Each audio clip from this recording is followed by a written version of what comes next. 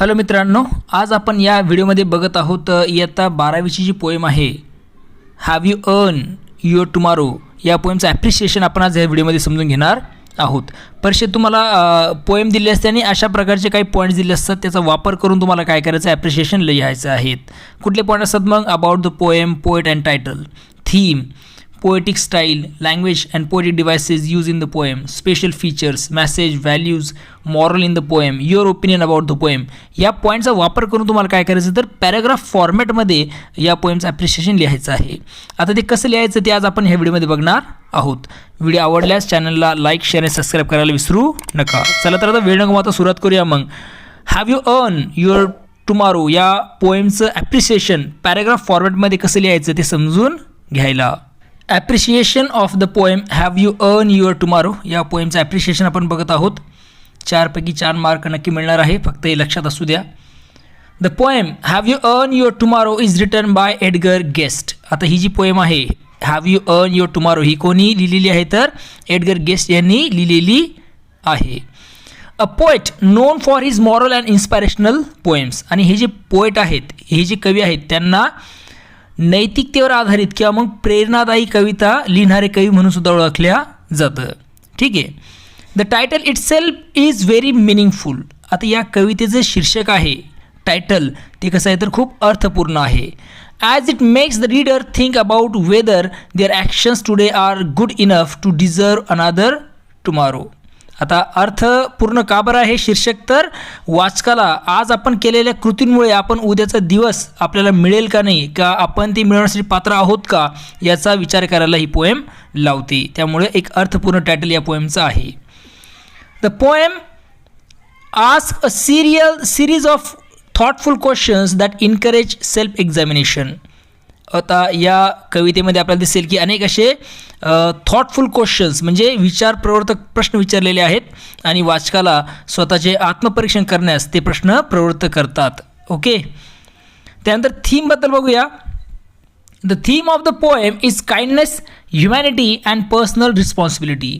या कवितेचा जो मुख्य विषय आहे तो काय आहे तर काइंडनेस म्हणजे दयाळूपणा, ह्युमॅनिटी म्हणजे माणुसकी आणि पर्सनल रिस्पॉन्सिबिलिटी म्हणजेच वैयक्तिक जबाबदारी हा या कवितेचा मुख्य विषय आहे. It stresses that true success in life is measured not by wealth और power but by how much good we do for others in our daily life. आता जीवनाचं जे खरी यश हे काय तर संपत्ती किंवा मग सत्ता हे नाही आहे, किंवा मग या संपत्ती किंवा सत्तेने आपण काय करू शकत नाही तर कुठल्या प्रकारच्या व्यक्तीचं यश मोजू शकत नाही, मेजर करू शकत नाही.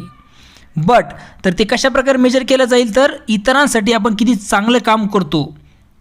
ओके. फॉर अदर्स, दुसऱ्यांसाठी आपल्या दैनंदिन जीवनात यावर काय असणार आहे तर जीवनातील खरे यश अवलंबून असणार आहे, असं कवी इथे संदेश देतोय. पुढे the poem is written in simple, reflective and conversational style. ही जी कविता आहे ती सोप्या, रिफ्लेक्टिव्ह मीन्स चिंतनशील आणि कन्व्हर्सेशनल स्टाईल म्हणजे काय तर संवादात्मक शैलीत लिहिलेली आहे. It uses a question and answer form where the poet continuously questions the reader about their behaviour throughout the day. आता कवी काय करतोय, संपूर्ण कवितेत प्रश्नोत्तर पद्धतीचा वापर करतोय, क्वेश्चन आन्सर फॉर्मचा वापर करतो आहे. आणि where the poet continuously question the reader about their behaviour throughout the day. आणि वाचकाला दिवसभरातील त्याच्या वागणुकीबद्दल काय करतो तर प्रश्न विचारत आहे कवी या पोएममध्ये. This style makes the poem direct and powerful. त्यामुळे ही कविता काय म्हणते तर थेट आणि प्रभावी ती वाटते. ठीक आहे. As it feels like a moral mirror held up to the reader. जणू एखादा नैतिक आरसा वाचकासमोर धरलेला आहे असं आपलं इथे वाटतं. Guest employees a simple eight rhythmic style using 4 कॉन्ट्रेन्स 4 line stanza. आता जो कवी आहे तो आपली एक साधी पण लयबद्ध अशी शैली तो इथे वापरत आहे. कविता 4 ओळींच्या कड्यांमध्ये लिहिलेली आहे, क्वाट्रेन्स. ओके. मध्ये म्हणजे 4 लाईनच्या स्टांजामध्ये ही पोएम लिहिलेली आहे. The rhythm is steady and driving which create a sense of urgency. आता ही जी पोएम आहे यातील लय रिदम जो आहे तो कसा आहे तर सातत्यपूर्ण आहे आणि सातत्यपूर्ण असून तातडीची म्हणजे अर्जन्सीची जाणीव निर्माण करणारा आपल्याला दिसून येतो या पोएमची rhythm. The rhyme scheme is generally AABB. आता या कवितेची यमक रचना आहे ती कशी तर AABB आपल्याला दिसून येते. Giving the poem a song like hymn quality that make the moral message easier to internalise. Okay, आता ही यमक रचना असून त्यामुळे काय होते तर कविता काय वाटते तर भक्तिगीतासारखी वाटते हिम. ओके, आणि ज्यामुळे तिचा जो नैतिक संदेश आहे तो नैतिक जो संदेश आहे तो सहज मनात रुजतो. ठीक आहे, आता पुढे बघूया. The language of the poem is very simple and clear making it easy to understand for all readers. कवितेतील भाषा कशी तर अतिशय सोपी आणि स्पष्ट आहे, क्लिअर आहे, त्यामुळे सर्व वाचकांना ती सहज समजते.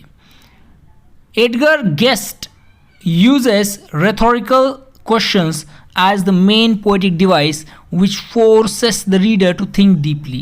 आता एडगर गेस्ट यांनी काय केले तर रेथॉरिकल क्वेश्चन म्हणजे प्रश्नरूप अलंकार यांचा मोठ्या प्रमाणात वापर केलेला आहे. या डिव्हाइसचा पोएटिक डिव्हाइसचा अलंकाराचा वापर केलेला आहे ज्यामुळे which forces the reader to think deeply, ज्यामुळे वाचक जो आहे तो खोल विचार करतो. याशिवाय the poet has use figures of speech poetic devices like repetition, interrogation, imaginary and alliteration हे वेगळ्या प्रकारचे फिगर्स ऑफ स्पीचसुद्धा कवी काय करतो तर त्याच्या पोएममध्ये वापरत आहे. A special feature of the poem is in its strong moral appeal. या कवितेचं एक वैशिष्ट्य म्हणजे तिचा काय तर ठळक असा नैतिक संदेश आहे. मॉरल अपील आपल्याला दिसून येते. Instead of preaching directly, the poet gently guides the reader to judge their own actions. कवी थेट काय करत नाही, उपदेश देत नाही आहे, म्हणजे थेट उपदेश न करता वाचकाला काय करतो तर स्वतःच्या कृतीने काय करतो तर न्याय द्यायला लावतो. म्हणजे स्वतःची जी कृती आहे त्याला स्वतः जज करायचं आहे वाचकांनी. अशा प्रकारची पोएम पोएटने लिहिलेली आहे. ठीक आहे.